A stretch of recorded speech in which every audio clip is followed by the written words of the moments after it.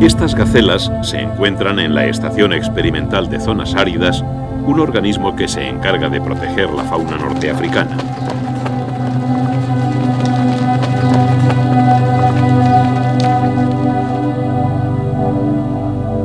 Sin embargo, el centro no se encuentra en el Magreb, sino en Almería, al pie de la alcazaba árabe de la ciudad.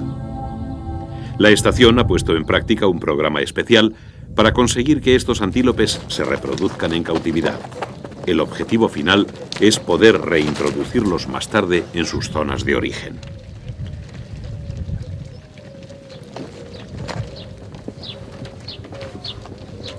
Hemos entrado al centro para ver de cerca cómo se desarrolla la última fase de este programa. Varios empleados se disponen a capturar algunos ejemplares de gacela de montaña africana, también llamada gacela de Cuvier. La operación se desarrolla sin demasiados problemas. Una vez atrapadas, las gacelas se las enjaula adecuadamente para que puedan viajar a Túnez, camino de la libertad.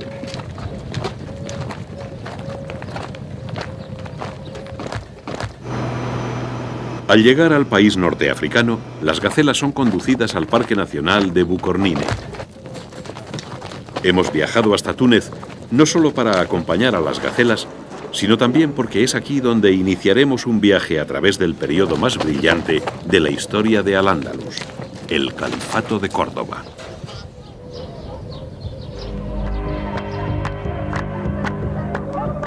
En la ciudad tunecina de Kairouan, a principios del siglo X, tuvo lugar un hecho que influyó decisivamente en los destinos de Al-Ándalus.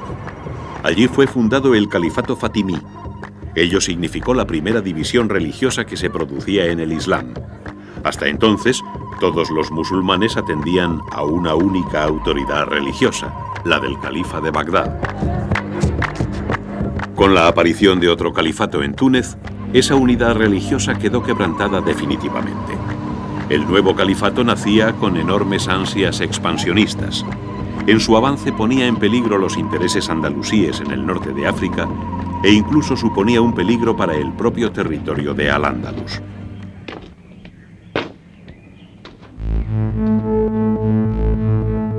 El peligroso avance de los fatimíes impulsa a Abderramán III, emir de Al-Ándalus, a tomar una drástica medida en el año 929, proclamar un tercer califato. Con ello, Abderramán III se inviste de la autoridad religiosa necesaria para proclamar su independencia total de Bagdad. Esa misma autoridad le sirve para enfrentarse a los fatimíes en igualdad de condiciones en el Magreb.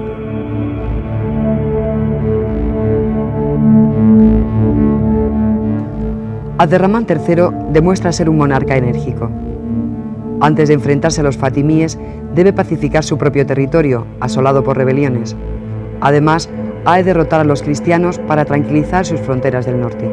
Una vez solventados estos problemas, no duda en enviar sus ejércitos al norte de África, donde consigue someter un amplio territorio. Para afianzar estas conquistas, necesita crear una potente flota y sólidas bases portuarias. La más importante de ellas estará situada en Almería.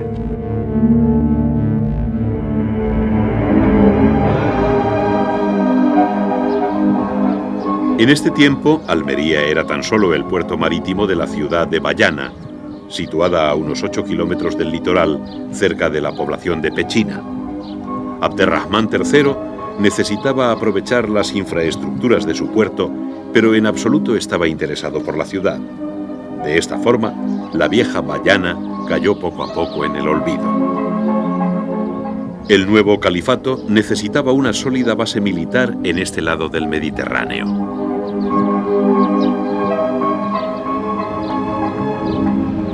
A partir de ese momento, el pequeño puerto inició un rápido crecimiento.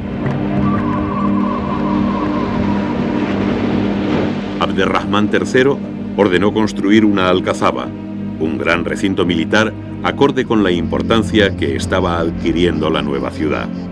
Almería se había convertido en el principal puerto de la flota califal y uno de los más importantes del Mediterráneo.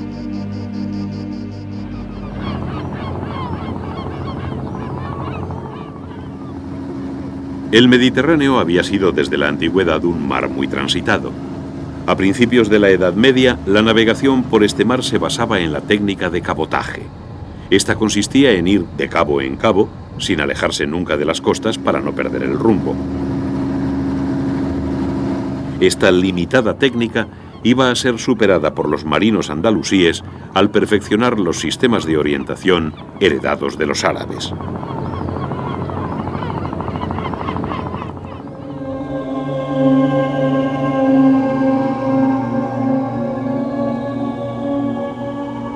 Para los árabes, la orientación era un asunto especialmente importante. Para desplazarse por un paisaje cambiante como el desierto, hay que recurrir a referencias estables como son las posiciones de los astros. Los árabes desarrollaron la astronomía por este motivo. Pero además, con la aparición del Islam surgieron una serie de rituales para los cuales se hacía imprescindible tener conocimientos precisos de orientación. Por esta razón surgió una disciplina especializada en poner los conocimientos de la astronomía al servicio de la religión.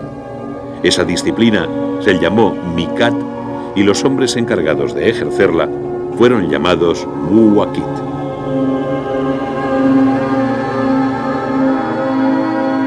Desde entonces, los Muwaqit se encargan de resolver problemas prácticos de orientación fundamentales para el culto musulmán.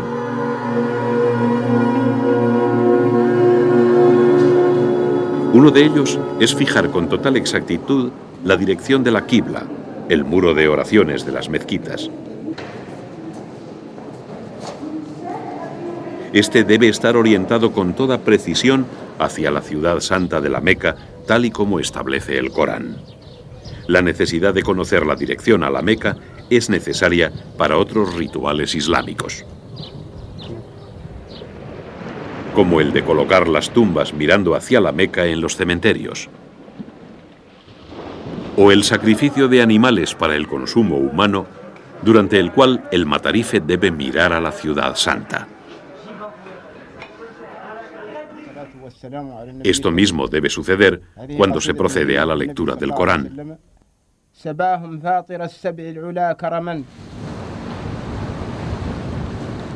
En la actualidad, encontrar una orientación determinada no constituye ningún problema gracias a los avances técnicos. Hemos subido a una lancha guardacostas de Motril para que Ildefonso Cano, jefe del servicio aduanero del puerto de esta ciudad, nos explique cómo funcionan los sistemas de orientación de la embarcación. Básicamente lo más importante que lleva cualquier barco es el compás o aguja magnética, que en definitiva es una brújula, que se orienta, que tiene la propiedad de orientarse en la línea norte-sur y te permite mantener un rumbo determinado.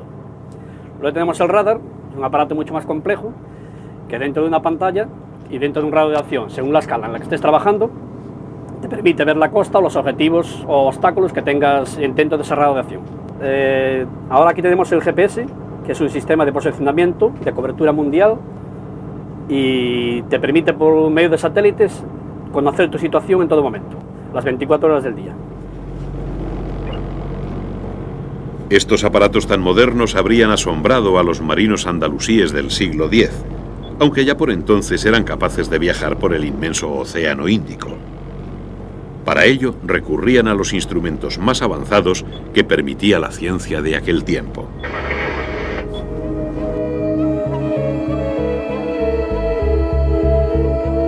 Para conocer cómo se produjeron estos avances, nos hemos desplazado hasta el monasterio de El Escorial. En su biblioteca buscamos el rastro a los científicos andalusíes que hicieron avanzar a la ciencia. Para sus progresos se basaron sobre todo en los conocimientos heredados de los griegos. Uno de estos sabios griegos fue Ptolomeo, que había calculado las dimensiones del Mediterráneo con gran imprecisión. La ciencia griega fue mejorada por los árabes, que inventaron útiles aparatos astronómicos. A partir del siglo IX, la ciencia andalusí conseguirá sus propios logros gracias a esos manuscritos orientales. Una de esas obras se conserva en esta biblioteca, las tablas astronómicas de Al-Batani. En el siglo X, el andalusí Maslama se sirvió de ellas para corregir con gran exactitud el cálculo de Ptolomeo sobre el tamaño del Mediterráneo. La biblioteca también guarda un tratado del uso del astrolabio. Dicho aparato servía para conocer la latitud calculando la altura del Sol. Se coge el astrolabio por el colgadero o anilla, se pone el piloto o el marinero que va a medir la altura del Sol sobre el horizonte frente al Sol.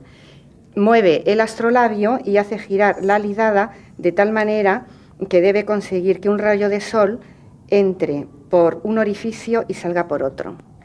A continuación mide los grados que marca la alidada y con unas tablas de declinación que llevan en todos los barcos hallan la latitud del lugar. El Museo Naval de Madrid exhibe en sus vitrinas numerosos instrumentos astronómicos utilizados por los marinos para orientarse en el océano. Parece ser que la brújula, que con su aparición revolucionó el arte de la navegación, fue inventada en Al-Ándalus, pues la primera referencia que se tiene de ella se produce en la península ibérica hacia el siglo X. Los navegantes musulmanes determinaban la velocidad de sus barcos mediante un sencillo sistema. Lanzaban al agua una boya atada a una cuerda que servía para medir el espacio recorrido. Al mismo tiempo, con un reloj de arena, calculaban el tiempo que tardaba el barco en superar la boya.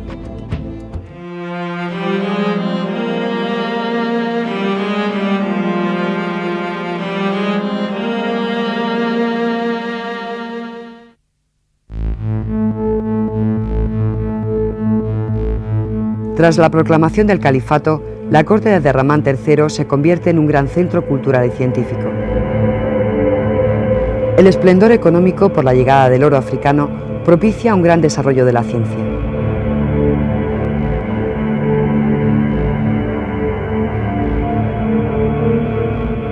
Nacen gran cantidad de tratados sobre disciplinas tan diversas como la astronomía, la medicina o la agronomía, todos ellos obra de sabios andalusíes. Al-Ándalus ya no depende de los avances llegados de Bagdad. Tiene medios económicos e intelectuales suficientes como para brillar con luz propia. Alcanzar ese nivel no hubiera sido posible sin la llegada de la numeración desde Oriente. Aunque fueron los árabes quienes la introdujeron, en realidad proviene de la India. Esta numeración introdujo el sistema decimal compuesto de 10 cifras. Además, supuso la creación del concepto de cero que los árabes representaban con un simple punto. Los sabios andalusíes contaron desde entonces con un sistema numérico mucho más útil que el empleado anteriormente. Con el antiguo método, basado en la numeración romana, resultaba arduo realizar operaciones matemáticas muy simples, como la suma de 2 cifras con decenas de millares. Desde Al-Ándalus, la nueva numeración se iba a expandir hacia el mundo cristiano. Gracias a ella, la ciencia encontró la herramienta que necesitaba para dar pasos de gigante a partir de ese momento. Hacer cálculos de trigonometría con la ayuda de un lápiz puede ser un juego de niños, pero para llegar a operaciones tan sencillas y útiles como estas, fueron necesarios los estudios de sabios andalusíes como Ibn Muad de Jaén. En Al-Ándalus ya se utilizaba la trigonometría para construir pozos, minas, puentes y sobre todo trazados urbanos. Cerca de la localidad granadina de Illora existió una de estas antiguas ciudades andalusíes. Para estudiar sus ruinas son necesarias mediciones topográficas basadas en la trigonometría. El sistema es bastante simple. Todas las excavaciones están referidas a lo que nosotros denominamos un punto cero. Ese punto cero, a su vez, debe corresponderse con una altitud determinada con respecto al nivel del mar. Cada vez que nosotros necesitamos saber una profundidad de la zona en la que estamos excavando, montamos el nivel y tomamos la profundidad, la diferencia de cota que existe entre el nivel y ese punto cero. La siguiente. Los avances científicos y técnicos de la época del califato no solo propiciaron el bienestar de las gentes de aquella época. Con el tiempo se convirtieron en pilares sobre los que se basaron otros científicos para hacer progresar a la humanidad.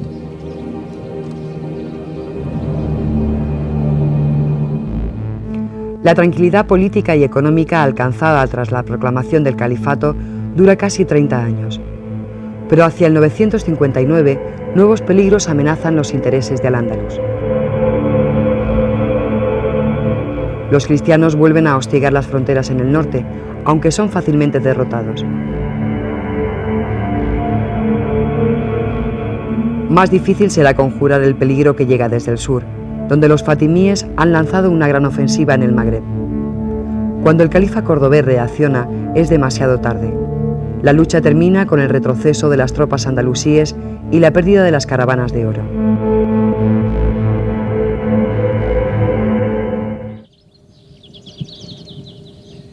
Las derrotas en el Magreb afectaron a la construcción de Medina Azahara, la ciudad palatina iniciada por Abderrahmán III. Su hijo y sucesor, Al-Hakam II, se marcó como gran objetivo recuperar la hegemonía en el Magreb occidental. La ofensiva lanzada por Al-Hakam II tuvo éxito. Los fatimíes se volcaron en la conquista de Egipto y dejaron en segundo plano sus ambiciones sobre otros territorios situados más al oeste. Tras 2 campañas victoriosas, el oro del Sudán llovió de nuevo sobre Córdoba. Medina Azahara pudo ser concluida el año 975 tras 40 años de trabajos.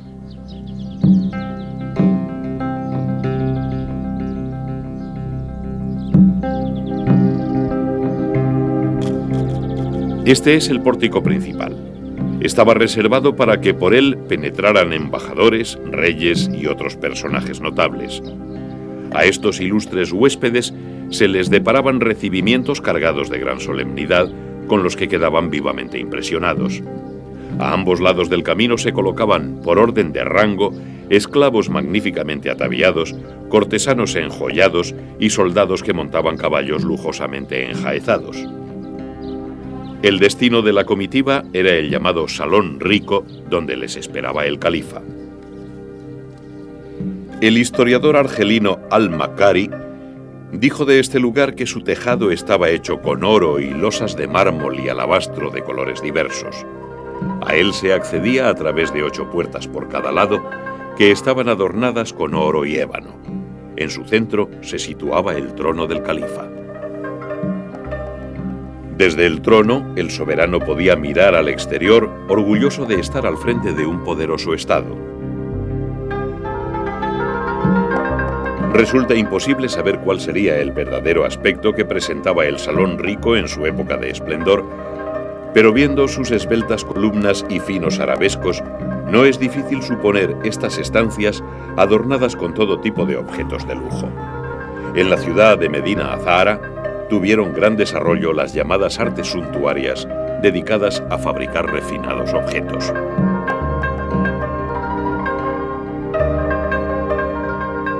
En el Museo de Córdoba se pueden encontrar también vestigios del gran esplendor de la Córdoba califal, como este ciervo que adornó la corte de Medina Azahara. La cerámica de lujo alcanzó gran desarrollo. El llamado jarrón de los músicos es reflejo del interés que tenían los soberanos omeyas por la música y la poesía. Aunque hoy nos resulten algo muy cotidiano, los objetos de cristal eran un lujo en Al-Ándalus del que solo disfrutaban los cortesanos. En las cortes cristianas, donde el vidrio ni siquiera era conocido, las vasijas de lujo se fabricaban con metales preciosos. Pero en el Islam, beber en vasos de oro o plata estaba mal visto por razones religiosas, por lo que la solución ideal era recurrir al vidrio.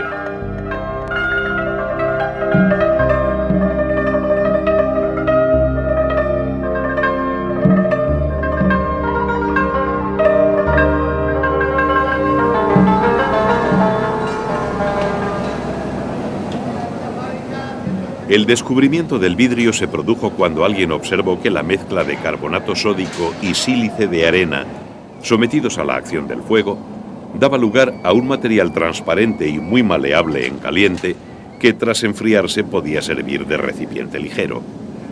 Hacia el siglo I a.C., tuvo lugar en Siria un descubrimiento trascendental: la técnica del vidrio soplado. Esta se realizaba mediante una caña hueca que se introducía en el vidrio fundido. Desde entonces, esta misma técnica se ha venido practicando casi sin modificaciones. Otro hecho fundamental se produjo cuando el vidrio comenzó a ser tallado para grabar en él adornos. La técnica del tallado de vidrio fue introducida en Al-Ándalus por el inventor y científico Abbas ibn Firnas durante el siglo IX. Posteriormente, el desarrollo material y científico del califato permitió que existieran fábricas dedicadas a la elaboración de vidrio en Medina Azara, aunque los objetos hechos con vidrio seguían siendo de uso minoritario.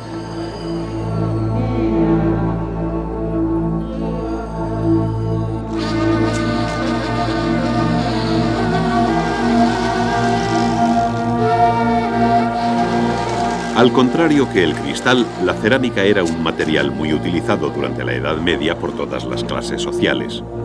Con él se realizaban la mayoría de las vasijas y vasos. Su coste y dificultad de fabricación eran mínimos. La cerámica surgió con la civilización. Al principio simplemente se modelaban las piezas. Posteriormente la técnica avanzó con la aparición del torno, el uso de moldes y la decoración en relieve. Los primeros focos de producción organizada estaban en las antiguas culturas de Egipto y Mesopotamia. Los griegos y romanos poseyeron una importante producción cerámica que dio paso a obras firmadas por artesanos con conciencia de artista. Los musulmanes impulsaron la alfarería con innovaciones técnicas muy importantes, como el vidriado con estaño o el reflejo metálico. Para conseguir estos y otros efectos, se hace preciso recubrir la pieza con pigmentos que al mismo tiempo sirven para realizar las decoraciones. Resulta toda una sorpresa descubrir que del pigmento con que se embadurna la pieza antes de entrar al horno, sale un color completamente distinto por efecto del fuego. Cuando queremos sale el color rojo, mezcla el cojol con arena, ahí está, aquí está. El color negro mezcla plomo quemado, aquí está, plomo quemado con manganeso, el plomo, El verde es el color del Islam. Por eso los califas cordobeses la eligieron como tonalidad predominante para adornar su vajilla de lujo. Esta cerámica ha sido denominada verde manganeso y está realizada con una técnica cuyo principal resultado es un esmaltado muy conseguido, que sirve tanto para impermeabilizar la pieza como para que la decoración quede muy resaltada.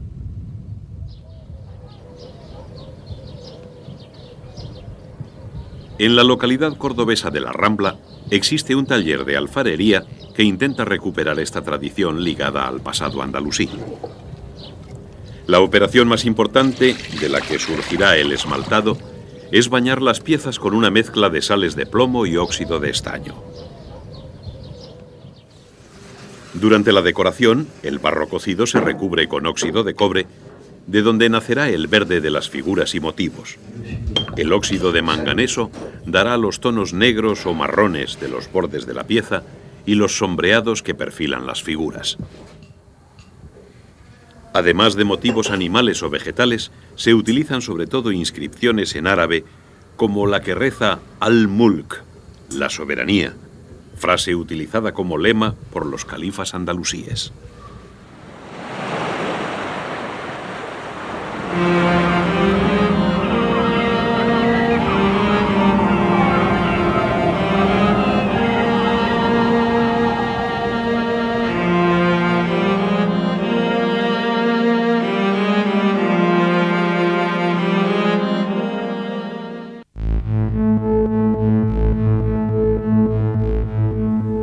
El califa Al-Hakam es un gobernante justo con el que Al-Ándalus disfruta de paz y prosperidad.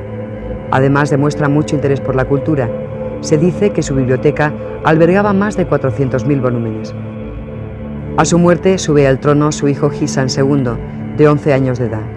Sin embargo, el verdadero gobernante será el primer ministro del joven califa, Almanzor. Sin llegar a desposeer al legítimo soberano, este intrigante personaje se adueñó del poder gracias sobre todo a un ejército mercenario que le era absolutamente fiel. Almanzor emprende más de 50 campañas contra los cristianos, llegando a arrasar Santiago de Compostela y Barcelona. Los ataques más violentos se dirigen contra el Reino de León, que además tiene que enfrentarse con las ansias de independencia del Condado de Castilla. En el sur, los soldados califales imponen un virreinato sobre el norte de Marruecos. En Túnez y gran parte de Argelia, los tiríes han conseguido independizarse de los fatimíes. Estos, por su parte, comienzan a expandirse por Oriente Medio.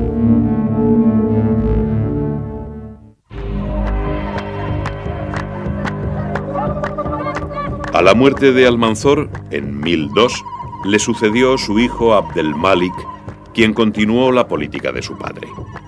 Pero tan solo 6 años después, Abdelmalik fue asesinado. Con ello, el califato omeya de Córdoba inició una fulgurante decadencia que ha sido denominada fitna o guerra civil. Entre 1008 y 1031, las luchas por el poder colocaron en el trono a 10 califas. Mientras estas disputas destruían Córdoba, en el resto de Al-Ándalus surgieron feudos independientes que dieron lugar a lo que se ha denominado reinos de taifas. La situación tocó a su fin cuando un consejo de notables de la ciudad de Córdoba decidió decretar en 1031 la abolición oficial del califato. En las aguas del Guadalquivir se había vertido ya demasiada sangre.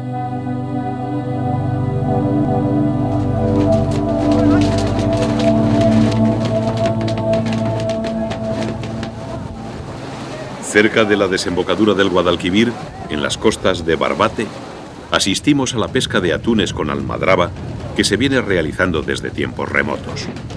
La palabra almadraba es de origen árabe, lo que prueba que fue practicada por los pescadores andalusíes.